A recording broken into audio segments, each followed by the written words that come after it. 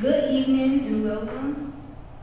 On behalf of the Criminal Justice Club, the Film and Media Club, and the University of Michigan Flint Department of Sociology, Anthropology, and Criminal Justice, I welcome you to our evening with Shaka Senghor.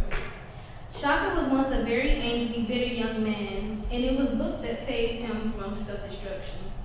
It allowed him to see beyond the barbed wire fences that held him captive, an environment where hopelessness and despair grows like weeds. Writing became his refuge. While incarcerated, Shaka used the tools available to him to develop his writing skills, eventually penning 6 novels and countless poems and articles. He is the author of the highly addictive novels, Crack, Volumes 1 and 2, and most recently penned a book of misguided youth entitled Live in Peace, a youth guide to turning hurt into hope. A companion piece to his mentoring program, Live in Peace, which is the topic of discussion today. Determined to beat the odds, Shaka hit the ground running as soon as he was released in June 2010, working with youth at the Detroit Job Corps, Cody High School, Don Bosco Hall, and the city of Southfield's Alternative High School.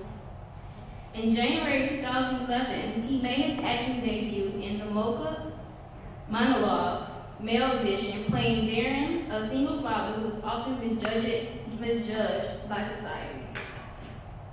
Whether right in street lit or poetry, Shaka speaks the truth about the oppressive conditions of the hood and not so glamorous side of the streets. He writes in a way that compels his readers to see the hope and humanity of a discarded generation shaped by the crack epidemic, the fall of the auto industry, and the rise of the prison industrial complex. And now, with a small background on our guest, I would like to present to you my uncle, Shaka Senghor. Started off, I'm a writer. I'm self-published. I started my own publishing company, and that's one of the things I'm most passionate about. I think literature is one of the most powerful tools for human transformation. It meant a great deal in my life in terms of turning my life around and giving me the tool set to actually be able to do some things that I feel are important in our community that are greatly needed, especially in these difficult times. But one of the things that I think is most important about literature is its ability to connect us as human beings. In the most humane way, it allows us to see other people's stories, allows us to see other people's experience, and grow from what other people have gone through that have, came before us. So I'm really passionate about writing and things like that, but the experience of being able to share meaningful information, being able to transmit that through whatever medium, I think that's one of the most powerful tools we have available to us, and that's why I'm so passionate about it. I started writing during my incarceration. For those who don't know my story, I was incarcerated at the age of 19. I served 19 years in prison. I've been home now for 20 months. Since I've been home, I published 2 books. I published my first novel during my incarceration.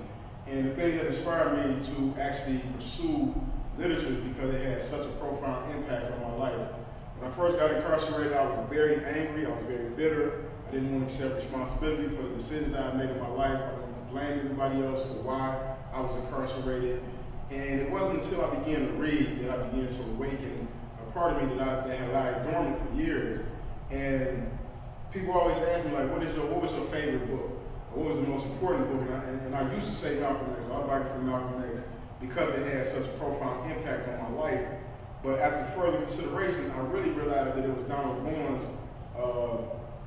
urban literature that really inspired me to actually read Malcolm X, read Marcus Garvey, read about the South Support and all these great black men and women of history. And then it opened up the doors for me to read political science, philosophy, and things along those lines. So when I began reading, I think I had been incarcerated at that point like maybe a year. And I met this guy who he was in the cell across from me, and we didn't have any plans or whatever. We were just locked down in the cell. And one day he was like, "Man, you want something to read?" So he slid me a book that he had literally wrote on little pieces of paper, folded and stapled them together. And at first I was like, "Man, this ain't no book. This is just a bunch of paper that you can wrote on." But once I started reading his stories, they were profoundly moving because it was about Detroit, it was about the streets. I was still in that street state of mind, but they always had redeeming qualities about them. So it's like these stories where people have went through some tragedies, but then they found a way to triumph through those tragedies. And so he was like, man, if you think that this is nice, you know, you should read Donald Goins. And so the first book I read by Donald Goins was called El Dorado Red. And when I read that book, I was like, man, I literally read the book in like one day. And so I was off and running. I went and read this whole library. And what happened was, these books were so in demand at the prison at the time that they had like this whole separate room where you had to, you know, check them out. You know what I'm saying? You had to basically give up everything but your arm and leg just to get them, because people would check them out and never return them. And so going in this room, I just started seeing all of these black authors, and I was like, it was blowing my mind, because I had never even thought about black people being authors. You know, I grew up in the hood where we get all the stereotypes and the negativity, and so I was introduced to like the Harlem Renaissance, W.B. Du Bois and Ralph Ellison and Langston Hughes and James Baldwin. I'm like, I'm going through this library, and it's like blowing my mind that we had so much powerful information being shared by black authors. And so from that point forward, I just began to read voraciously. Like, I literally, every day during the 19 years of my incarceration, I read something. I don't care if it was the ingredients on the back of ramen noodles that I was eating forever and ever. I always had to find a way to continue to feed and nourish my mind, because I knew at some point I would be returning to society. And I think today, one of the things I want to illustrate more than anything is the importance of understanding the human impact of anybody who was incarcerated and what is taking place in the current system as it exists. We know we live in a society that's predicated on punitive behavior. Most politicians during voting time, you know, they're like, hey, lock them up, throw away the key. They usually tend to highlight like the worst crime ever to indict everybody else who's been convicted of a crime. But what never is factored into the equation is the human cost. Like, what is the real human cost of incarceration as it exists in American society today?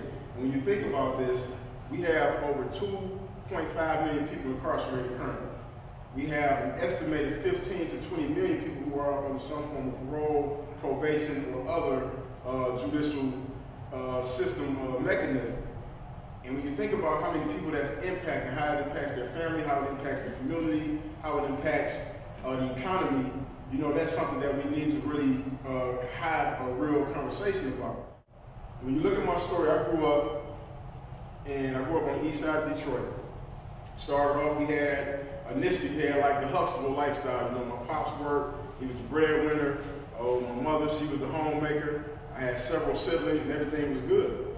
But then they began to go through a divorce and separation. And my mother, she really couldn't handle the pressure of her relationship breaking down. And so she became very emotionally and physically abusive and volatile. And so I ran away. And when I ran away, I thought I was running into a better situation.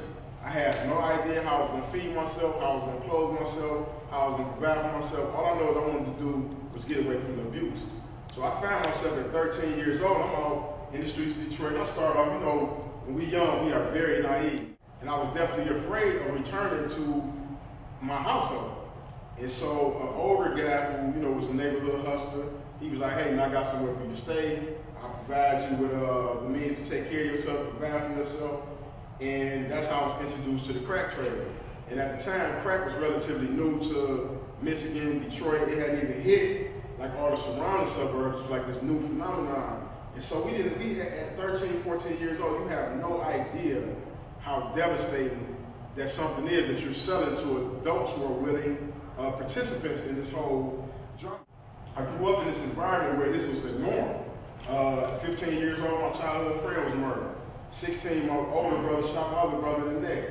At 16, my older brother who shot my other brother in the neck, he got shot. At 17, I got shot 3 times. I stand on the corner of my neighborhood, and then my older brother got shot again. He's currently paralyzed. And so it began this cycle of violence and volatile behavior that became normalized in cities like Detroit, in cities like Flint. We see it on the news all the time, and a lot of times what happens is when we hear about somebody committing these acts of violence, most of us, our first reaction is, oh, they should just be locked up and throw away the key. They don't deserve to be in society, but you don't know what went into making that person the way that they are. And so when you have this accumulative effect of violence done to you, and you're not treated for it, you're not in an environment to where, like when I got shot, they basically passed me up and was like, go back to the hood. And this is a pattern that has persisted in my family. In my family, at least 7 males have been shot None of us have ever received psychological treatment. You know, when you think about how you feel at 17 years old, how vulnerable you are to that level of violence, and to know that nobody comes and say, hey, these are some of the things you're going to feel. These are some of the things you're going to experience.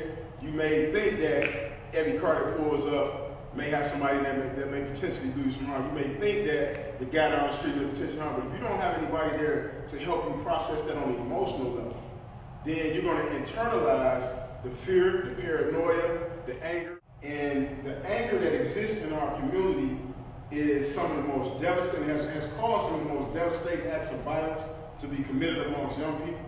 Because there's nobody out here saying, hey, you know what? You were a victim, and these are some of the things you need in order to heal.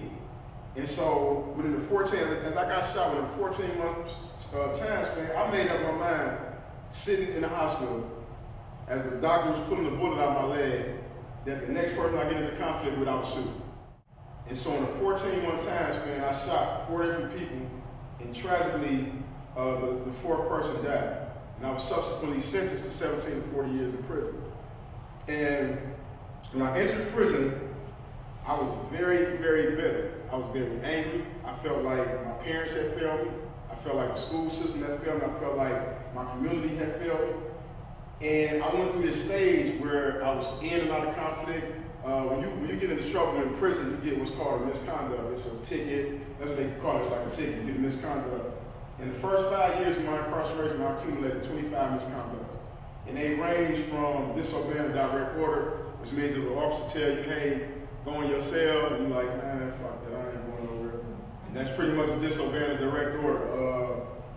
It could be something as bad as an incident, which means you just cuss them out. Or, you know, and mine ran together from disobeying a direct order to assault on inmate, assault on staff, dangerous contraband. And so within the first year, I was sent to maximum security prison. Standards maximum security, which isn't that far from here. And it was during that time that I really began to analyze, like, how did I get to this point? You know, how do you get to the point to where you are serving, basically, I'm almost serving more time than I had actually lived. In 1999, I ended up getting into a conflict with the guard, and this particular conflict wasn't even about that, but because of how political my thinking had became, it's what instigated the conflict. Because there's this unwritten code of subservience that exists inside prison. Prison is virtually the modern-day slave plantation, and the mentality of the officers who come from these rural parts of Michigan where they've never interacted with young black men and women, it's this racial hostility there. Because if you think about it, if you watched black life through media, through the television, through the news, and you've never interacted in our community, you've never been to our neighborhoods, you're going to have a distorted perception. And it's even those of us who live in these neighborhoods, who we watch television, and we develop these distorted perceptions. So imagine somebody who lives way up in Ojibwe or Newberry, somewhere where there's no urban population, period, and they've developed these stereotypes and things like that. So we get into a conflict, and I ended up being convicted of assaulting this officer. And I was sentenced to an additional 2 years in prison, but more importantly, I was sentenced to what was considered an indeterminate amount of time in solitary confinement, which means that they put you in solitary confinement, they never tell you when you're going to get out. You just go through this process of going before the board over and over again, hoping that at some point they're going to let you out. A lot of the people who are in level 5 or in solitary confinement actually have psychological issues, psychiatric illnesses, which a lot of people don't think about when it comes to prison, is that prison has become the new mental institutions because they shut down all of the mental institutions to save money for the state. And those guys who are in solitary confinement, most of them, they can't cope in general population.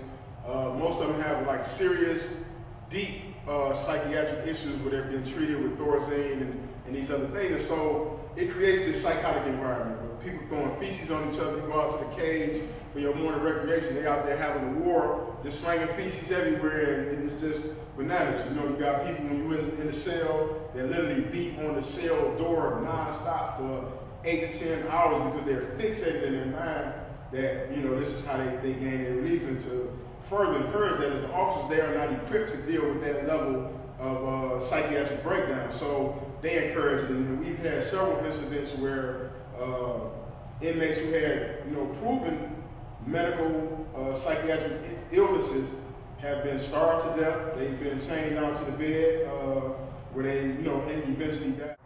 During that time, I realized that one or two things could happen. If I came back out to society, I realized that I can return to the community as one of the worst predators that our community ever seen, or I can return to the community as a testament and a testimony to the power of human transformation. And so I had just enough information at that time from reading to encourage me to become an example setter. But in order to do that, I knew that it took more than just reading information. I knew that it took some self-analysis. It took some real in-depth atonement. It took some stepping up to the plate and accepting responsibility. And so I started writing a journal. And I would write this journal every time I became angry. I had this neighbor, he was just bananas. He would like blow my power so I couldn't listen to the radio to block out the madness. He would beat on my wall nonstop. And one day he was beating on my wall and I was like, in my mind, my immediate reaction to it was like, as soon as we get out of solitary confinement, I'm gonna stab this guy to death. Because that's the rule of the yard. It's like if you violate me, then I got the right to violate you. And instead of just allowing myself to get worked over it, I sat down and started writing about it. And I was like, this is what I'm feeling right now in this moment. And then after I had calmed down, I went back and I read it. I was like, that's like the mind of a lunatic. Like, who does that? I mean, it's nothing but somebody beating on the wall. Why would I cause this level of harm to them? And that's when I realized that growing up in these environments where violence is the means by which you resolve conflict, it makes you feel like that's acceptable. So just imagine going from the hood straight to prison where that's the code of the yard, period. And then I started thinking back to my childhood and I was like, my ambition as a child growing up was to be a doctor. And I'm like, so what occurred during my journey that took me from wanting to be a doctor to somebody who was convicted of murder, sitting in a solitary confinement cell? And it was at that point that I knew that I had to, first of all, accept responsibility. Because people can do stuff to you all day long. There's none of us in here who hasn't been offended by somebody, hasn't been hurt by somebody, hasn't been violated by somebody, but we always have a choice in how to react to that. And it was at that point that I began to, first of all, accept responsibility. Because for years, I justified why I chose to shoot that night. And just as easy, I could have justified why I could have walked away. And when I began to accept that responsibility, that's when the healing began to take place. And I went back and I looked at the relationship with my mother, because I blamed her for a long time for the anger, for giving up. I blamed her for every failure I had in my life. And I went back and I had to assess what happened in her life. And the reality is, hurt people hurt people. If you grow up being hurt all the time, chances are you're going to end up hurting the people that's around you, because that's what you've known your whole life. And so I started this process of forgiving. Anybody who I felt like had ever violated me, I started off forgiving them, but more importantly, I started off forgiving myself for letting myself down. And I was like, my responsibility moving forward was to ensure that every young man and woman that I encountered, that I take all the excuses off the table for them.